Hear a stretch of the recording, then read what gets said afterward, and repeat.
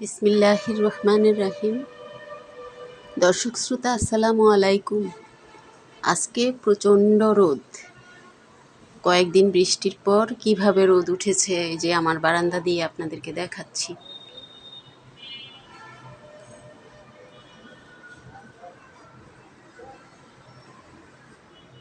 এই রোদে আমি কিছু কাপড় ছাদে নিয়ে শুকিয়ে আসতে দিয়েছিলাম, ওগুলো শুকিয়ে নিয়েও এসেছি। আর ক্লিপগুলো এখন সামলে নিচ্ছি। ছাদে আমার কিছু গাছ আছে, ওগুলো একটু তদারক করে আসলাম। অনেক দিন পরে উঠেছি ছাদে, উঠা হয় না তেমন একটা।